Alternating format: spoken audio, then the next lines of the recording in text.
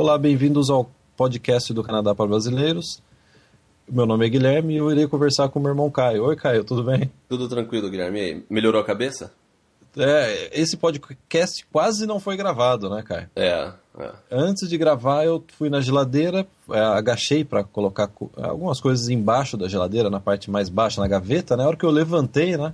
Total sorvete na testa, né? A hora que eu levantei, eu bati com a cabeça na maçaneta e tô com um galo. Quer dizer, hoje a gente tem um convidado especial aí, que é um galo na minha cabeça aqui, cara.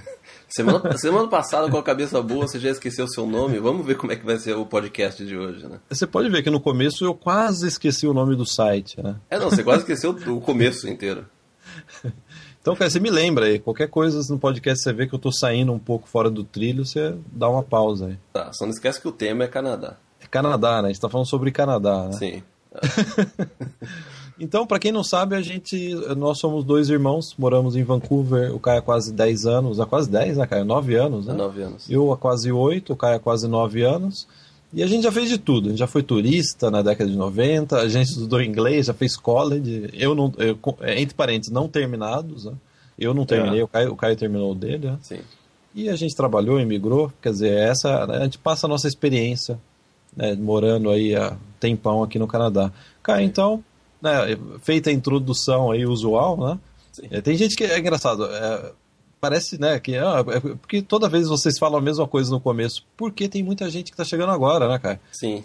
Tem muito ouvinte novo, né, que esse é o primeiro podcast. Sim. Então, Caio, a gente podia até deixar pré-gravado essa introdução. Eu também acho. Às vezes eu vou dormir e eu fico repetindo, olá, bem-vindos ao podcast. Cara, então o primeiro recado é com relação ao e-book. A gente já tinha anunciado o e-book há umas semanas atrás, acabou atrasando, né? O pessoal percebeu aí, teve até algumas pessoas que mandaram mensagens perguntando, né? No próximo podcast, né, Caio?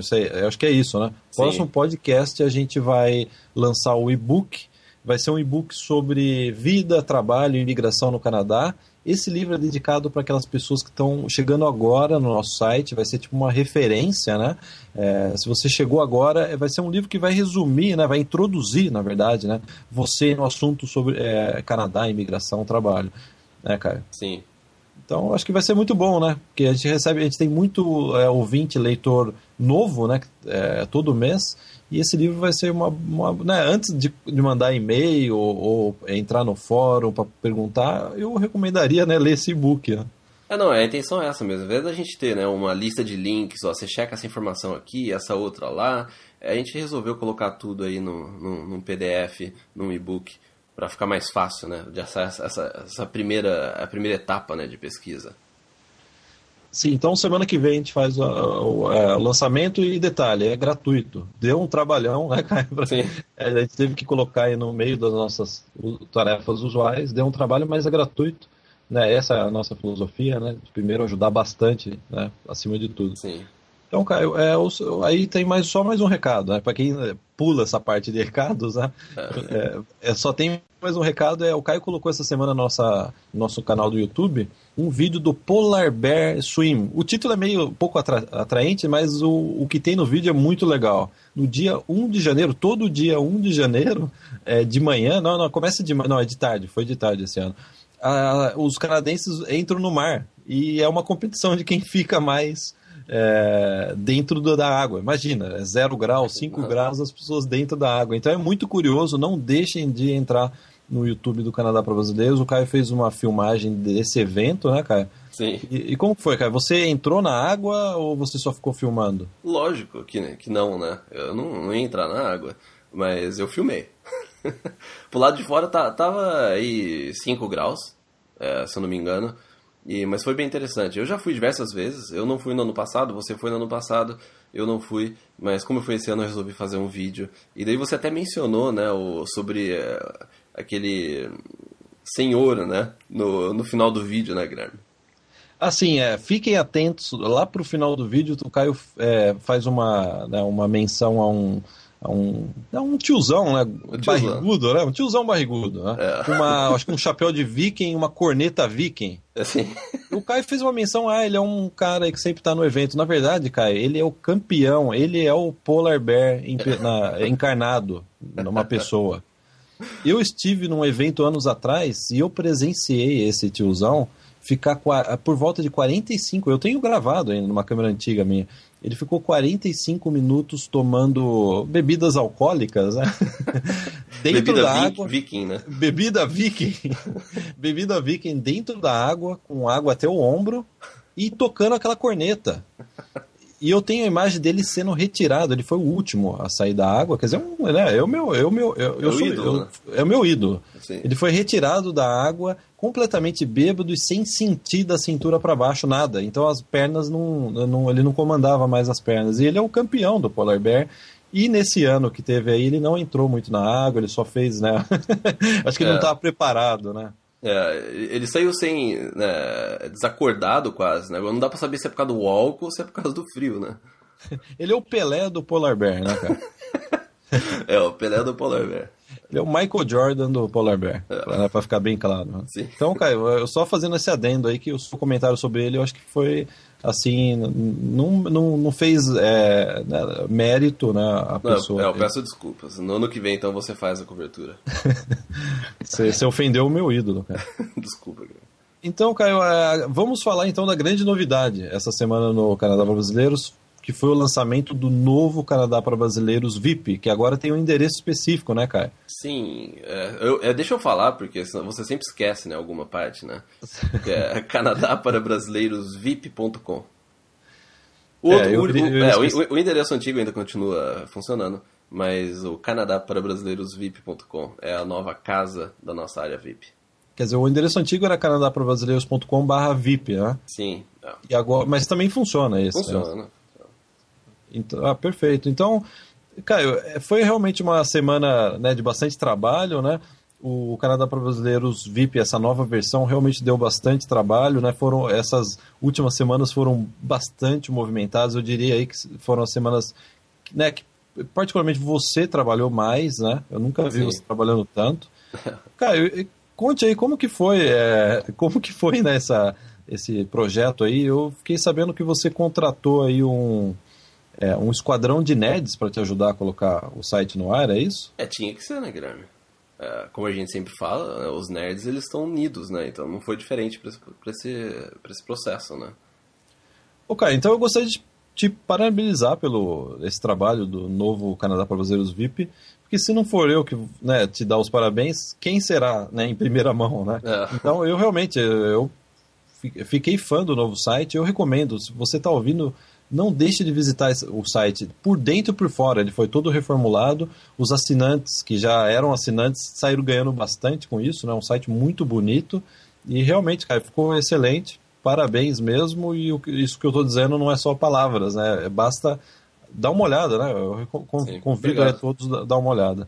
Cara, eu estava brincando com relação ao Esquadrão de Nerds, é que você, né, devido aí ao volume alto de trabalho, você teve que contratar 2 profissionais para trabalhar aí, né, para te auxiliar aí, ajudar a colocar esse site novo no ar, não foi isso? Sim, eu precisei contratar 2 nerds principalmente nessas 2 últimas semanas aí, os últimos 10 dias antes de entrar o novo site no ar. Então eu também, né, eu queria compartilhar como é que foi esse processo de contratação, porque afinal a gente sempre fala essa questão de emprego, como que você deve procurar por vagas. Então eu vou falar um pouco como é que foi esse processo e quais são os pontos positivos e negativos aí que eu encontrei nesse processo aí de contratação. Então, para começar, o que eu fiz foi, eu anunciei em 2 sites aqui do Canadá de emprego. Um deles foi o Craigslist, e também procurei por profissionais no LinkedIn, que é aquela rede social, né, mais profissional, né? E daí, em questão de alguns dias, a gente recebeu 35 resumês, não, né? 35 currículos para essa vaga, né? É lógico, sem contar os currículos que eu recebi de pessoas que não estavam no Canadá. Então tinha muito currículo que também a pessoa não estava aqui ainda, só que eu queria alguém que estivesse aqui na região de Vancouver, porque ficaria mais fácil. E então aí sobraram 35. Agora, como é que essas 35, como é que eu filtrei esses 35 currículos? A primeira coisa que eu chequei é se eles tinham algum portfólio online, e um perfil no LinkedIn. Então, se eu não conseguia achar nenhuma referência da pessoa, se a pessoa não tinha um portfólio, eu não conseguia ver um trabalho que ela fez, ou seja, se o currículo dela, né, não demonstrava aí experiência suficiente, ou se não tinha um endereço para eu checar online, eu eliminei da lista. Então nessa aí foi eliminado aí praticamente metade dessa lista. Então sobraram aí umas 12 ou 13 pessoas. Aí eu fiz eu mandei um e-mail para essas 12 pessoas, um e-mail bem específico, né? Quem me conhece aí, quem já ouviu o podcast sabe que para mim é importante. Caio, Oi. Permita-me interromper. Como que é esse e-mail que você mandou? O que você pede nesse e-mail, sendo bem específico? Bom, dessas 12, 13 pessoas, né? Primeiro eu mandei um e-mail falando, né, obrigado por contactar, tenho interesse e tal, e só confirme se você ainda está, né, disponível para essa vaga, né? Aí, né, a maioria, assim, os 12 responderam que sim, estava interessado. Então daí eu mandei um e-mail em seguida, fazendo a seguinte pergunta. Eu falei se a pessoa estaria disponível para trabalhar durante a noite. Que é um projeto rápido, só que tem que ser preciso.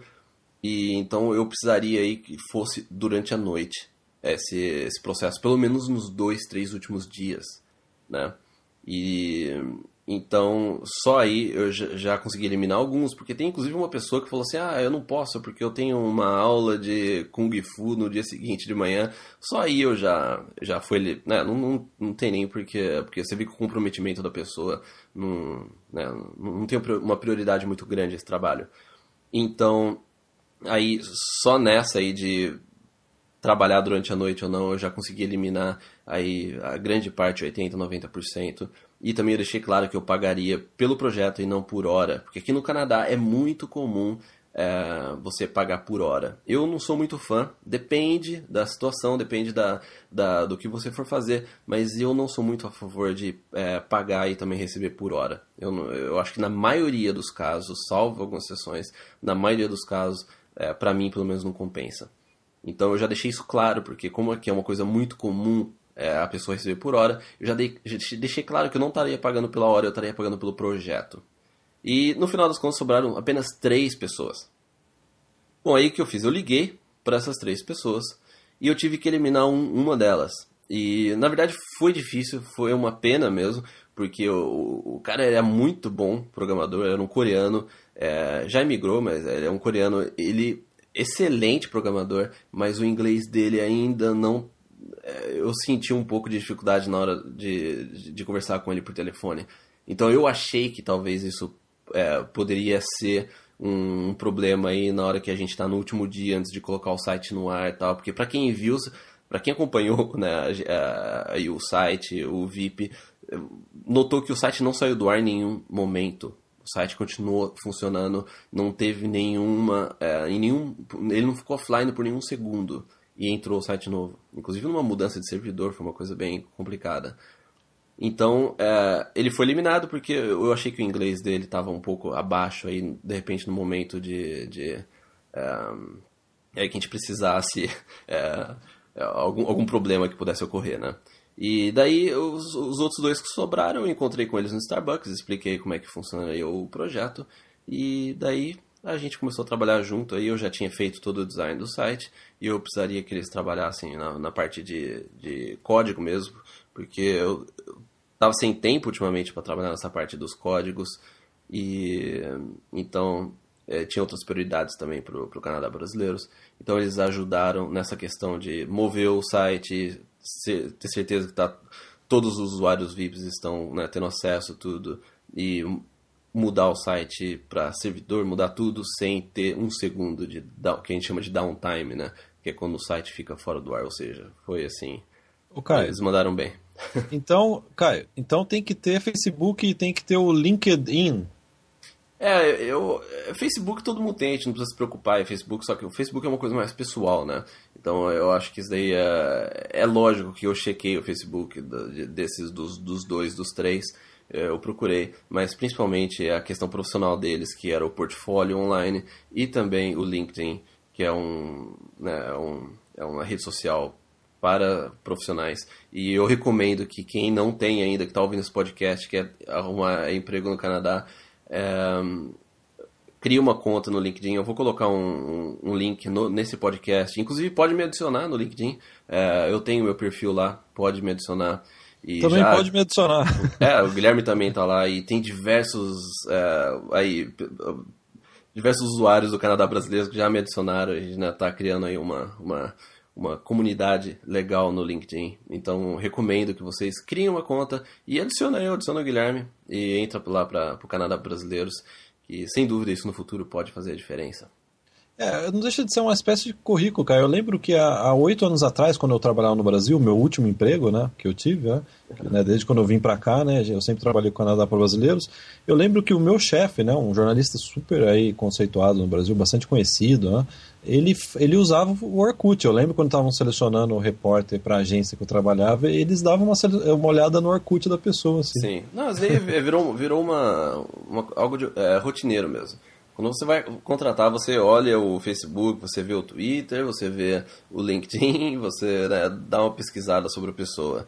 Então, recomendo aí, né, para quem aí estiver procurando emprego, está começando a se preparar para a imigração, e inclusive até para aumentar o network, né, aumentar a sua rede de contato, inclusive, né, adiciona a gente lá, eu, Guilherme.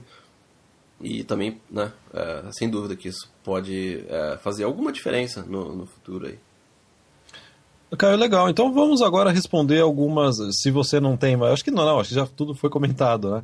Então, vamos agora responder algumas principais dúvidas e temores de brasileiros que querem vir para o Canadá. A gente recebe muito e-mail e dá para juntar muitos e-mails numa pergunta só. Sim. Né? Que tem muita pergunta igual.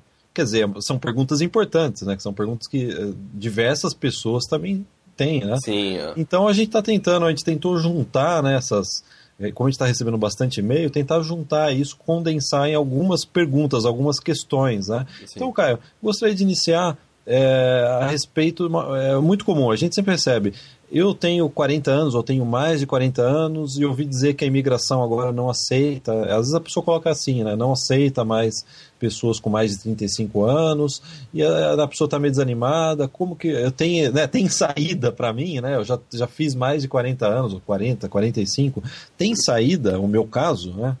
Sim. Inclusive, eu vou mencionar um dos e-mails que a gente recebeu essa semana, que foi da IRC. Ela tem 46 anos e ela fez uma pergunta muito semelhante a essa. Inclusive, eu queria agradecer ela por todos os elogios. Ela falou que ela está viciada no nosso trabalho.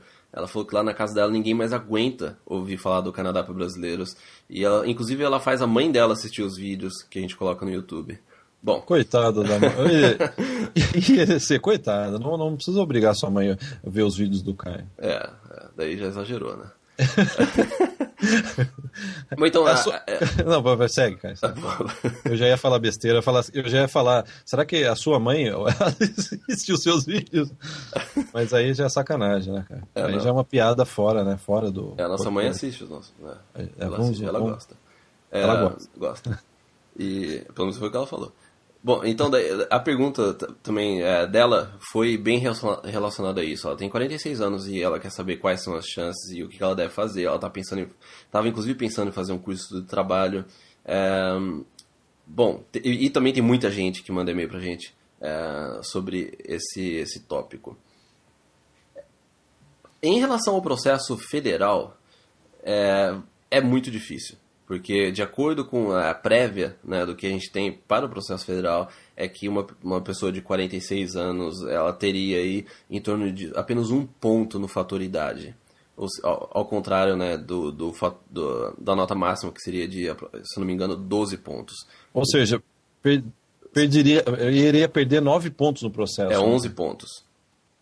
11 pontos? A cabeça, bateu a cabeça, né? 12 menos 1 é 11, né? É que eu não tô te ouvindo. Hoje tá bom, cara. Quando você fala, dá uns cortes. Ah, tá. Então não precisa fazer a conta. Então fica essa diferença aí de 11 pontos. E que para um processo de pontuação como é o federal, ele faz muita diferença.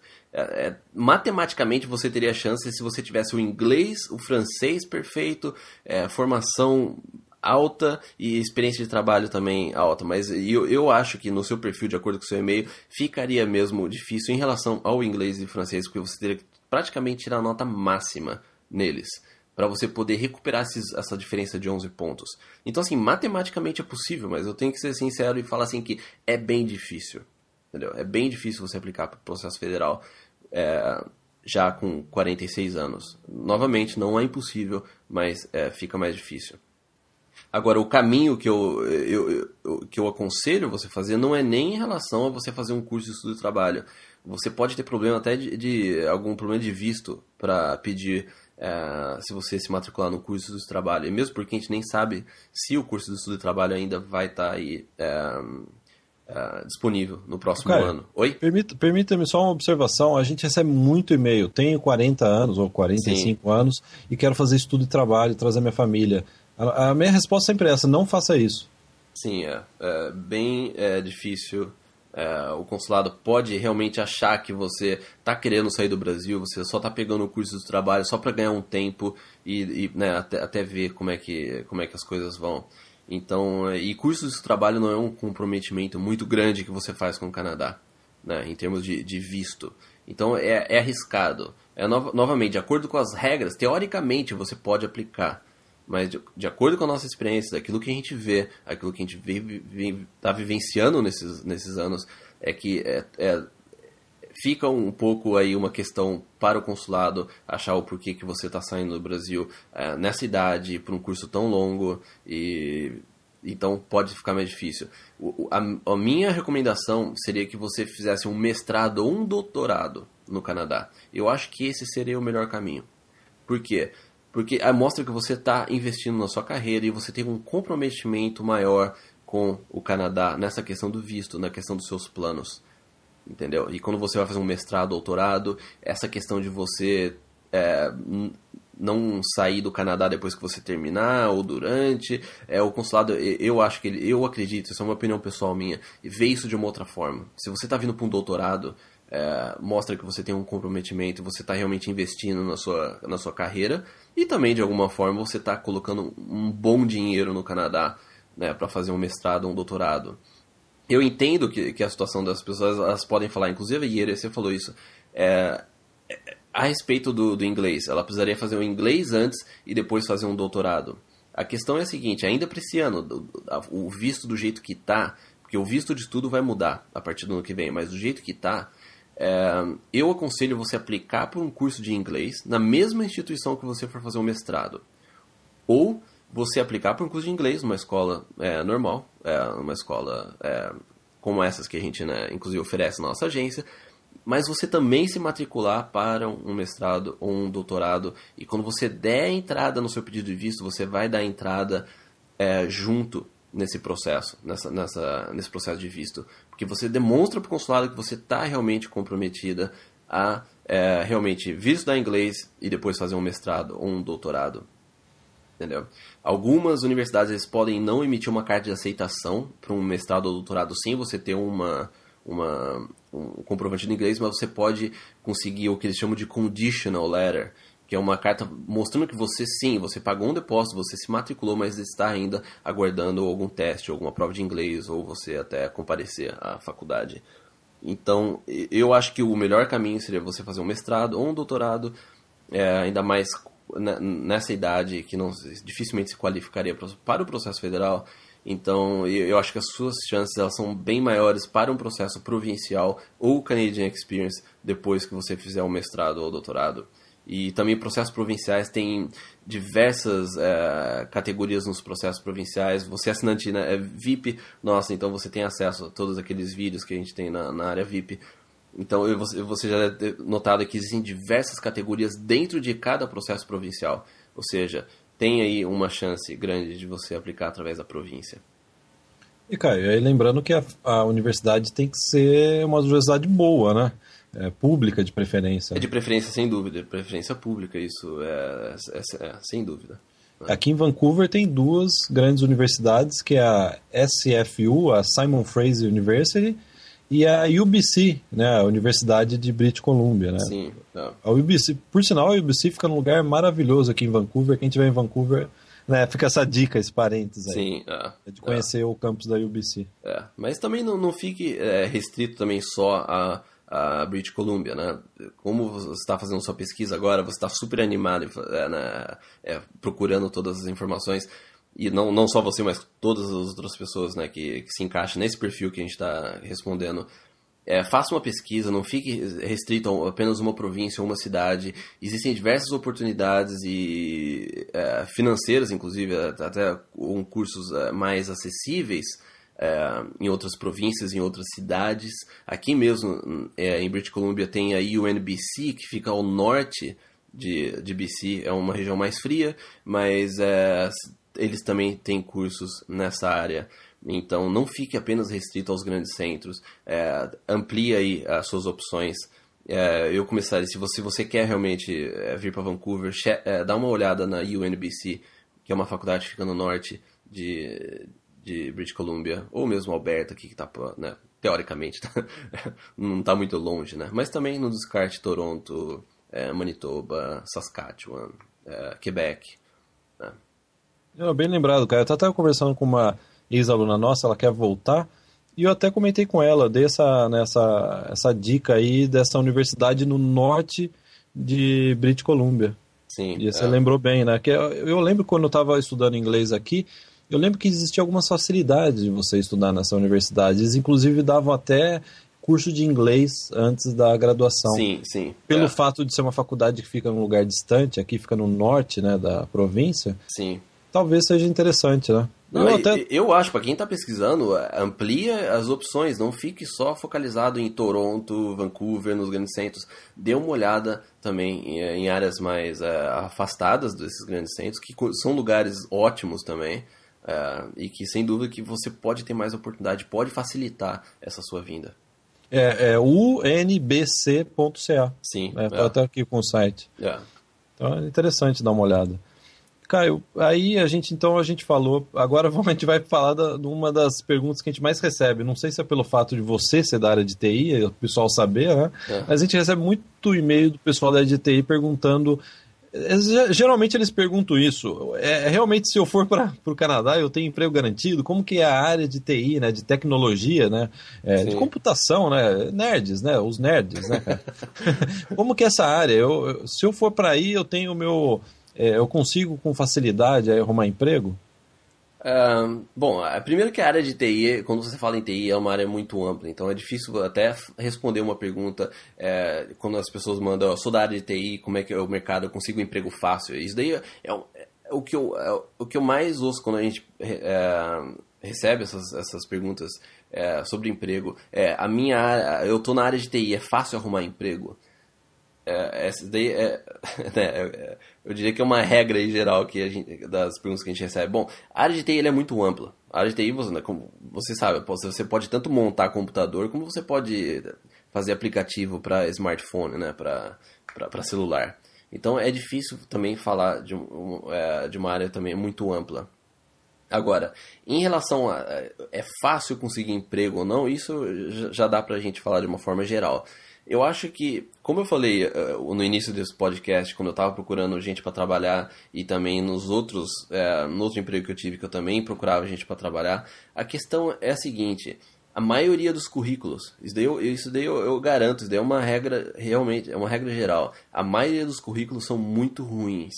Agora, quando eu falo que os currículos são muito ruins, não estou falando nem em relação ao conhecimento, à experiência que a pessoa tem. A verdade é que a pessoa não sabe como montar um currículo.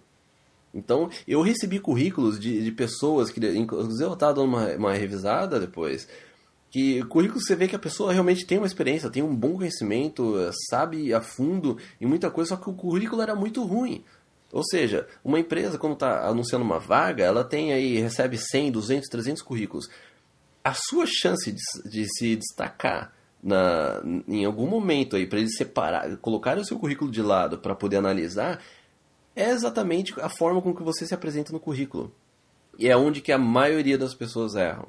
Então, para, John Kleber, né? Para.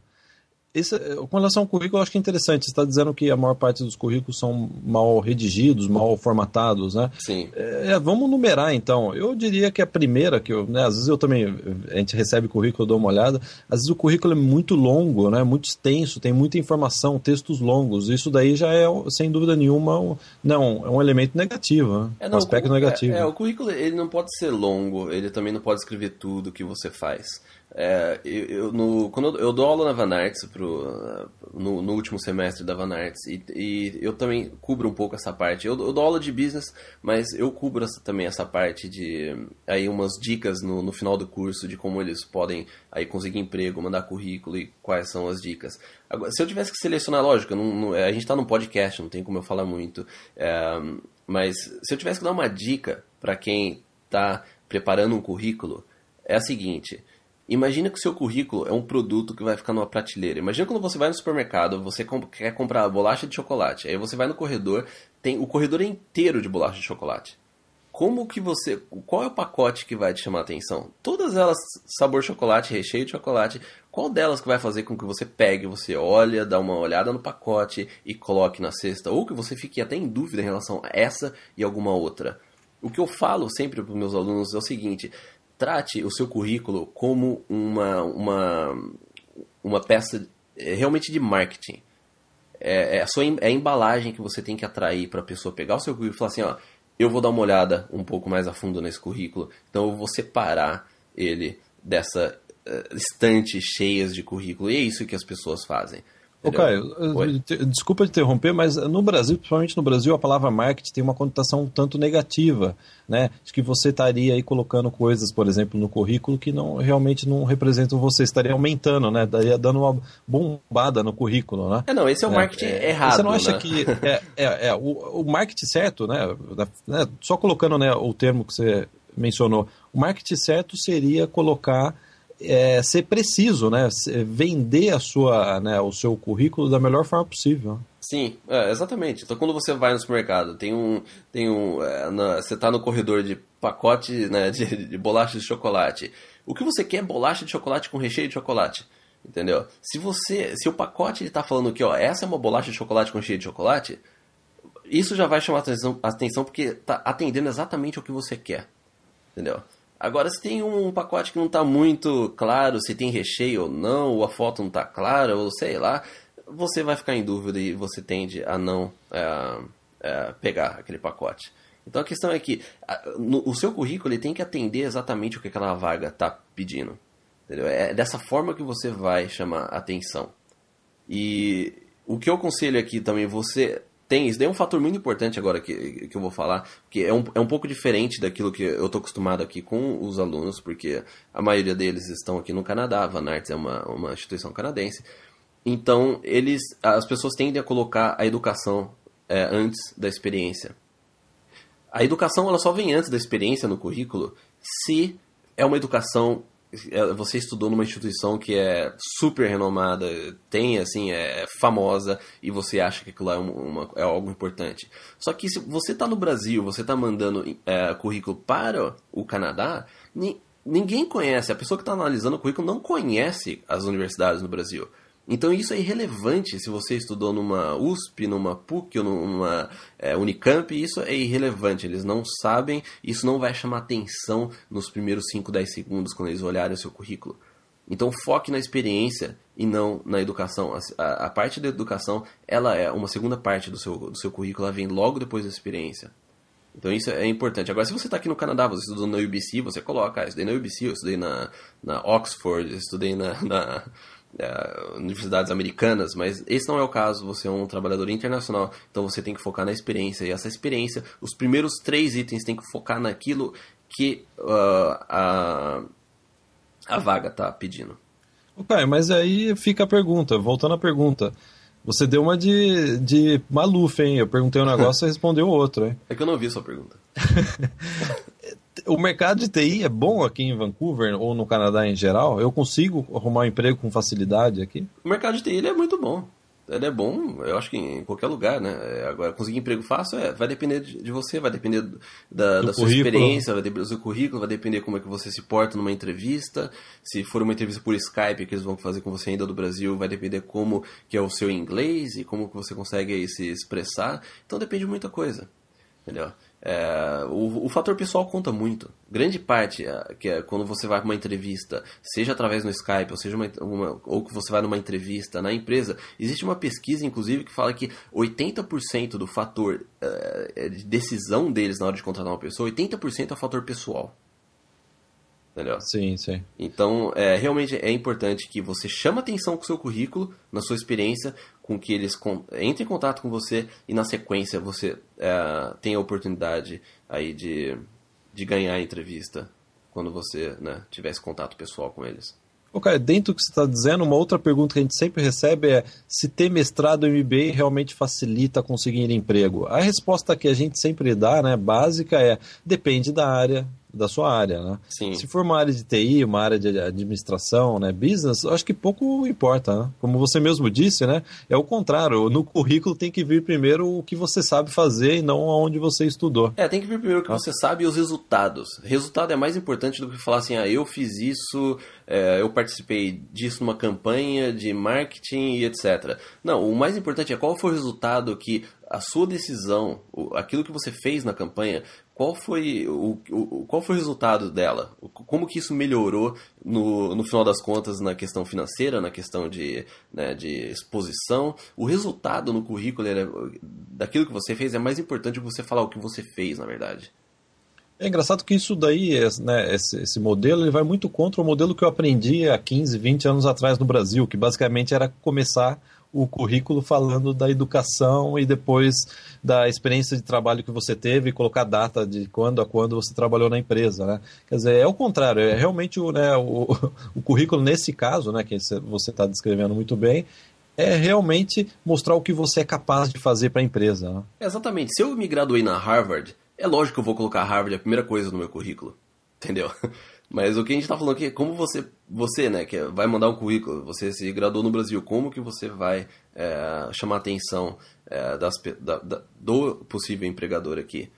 Então, por isso, né, que eu falei que é mais importante a experiência e também o resultado que você obteve em cada uma delas. Não liste muita coisa, liste apenas a cada item que você colocar da sua experiência, liste no máximo 2 ou 3 pontos e qual foi o resultado que você conseguiu daquilo. Como que você conseguiu melhorar um processo, como você conseguiu, sei lá, vender mais, como que a empresa conseguiu economizar mais dinheiro com aquilo que você propôs. Isso é mais importante, isso vai chamar a atenção deles. Agora, se você tem MBA ou não, isso daí é lógico, depende da área. Eu não posso falar por todas as áreas, óbvio, né? Mas eu acho que se eu recebo um currículo de uma pessoa aí que tem, sei lá, 35 anos, e a maior parte dela ficou na parte da educação e não tem muita experiência, aí é preocupante. Quando a pessoa passou a maior parte do tempo estudando e menos, né, implementando. Agora, é lógico que a gente entende que se uma pessoa acabou de se graduar, a gente não quer que a experiência dela seja, né, o fator, né, mais importante do currículo. Mas a gente entende isso porque a pessoa acabou de se graduar. Agora, se você já está no mercado, eu quero saber aquilo que você fez, aquilo que você mudou e qual que foi o impacto do seu trabalho na empresa ou na atividade que você fez anteriormente. Não, cara, eu até confesso, aí é uma opinião, uma impressão pessoal minha. A gente tem bastante contato, né? A gente tem, né, com contato com escolas, instituições de ensino, anunciantes. E é engraçado, as pessoas que a gente teve mais problema de comunicação, né, de acertar, né, um projeto, um plano de marketing, geralmente nessa área de administração, eram as pessoas que tinham mestrado, né, 2 MBAs, né? É engraçado, né? A gente sempre comenta isso, né? Quando a gente vai em reunião, a gente sai, eu até comentava com você, ele certamente a pessoa tinha MBA e depois a gente ficava sabendo que tinha mesmo, né? Não, sim. E essas dicas que eu peço são muito importantes. E eu posso falar isso até por uma experiência pessoal minha. No segundo ano que eu estava no Canadá, ou seja, meu inglês não era lá essas coisas ainda, era bom, mas estava no segundo ano ainda. Eu procurei por emprego, eu apliquei para 4 vagas e eu consegui as 4 ofertas de emprego. aplicando essas técnicas que eu mencionei para vocês aí nesse podcast. Eu apliquei, eu fui para entrevista nas 4 empresas e daí eu acabei escolhendo aquela que eu já mencionei anteriormente, que era de desenvolvimento de site. Até porque eu já tinha um relacionamento com eles, mas na época eu estava procurando algumas opções e também anteriormente à faculdade eu tinha aplicado para 2 vagas e eu consegui as 2. Então, essas técnicas elas são muito importantes. É a forma com que você coloca. Agora, eu era melhor do que todos os candidatos que aplicaram para a mesma vaga? Não. Eu acho que provavelmente tinha muita gente melhor, com mais experiência do que eu e com uma educação melhor, ou até com uma... estudou canadense até. Agora, o meu currículo, a forma com que eu coloquei o currículo, a forma com que eu me vendi no currículo, sem dúvida ela foi melhor do que os outros. Cara, inclusive a gente tem um modelo de currículo na área VIP, não é isso? Sim, eu vou atualizar ainda aqui toda a parte de emprego da área VIP, mas a gente tem um modelo de currículo lá, sim. E já para você ter o básico aí, uma ideia de como você faz o seu currículo no formato canadense, mas segue essas dicas, em relação ao conteúdo, segue essas dicas que eu dei nesse podcast, que elas realmente funcionam. Então, Caio, se você não tiver mais nada para dizer, eu posso declarar encerrado o podcast, cara? Pode declarar encerrado, cara.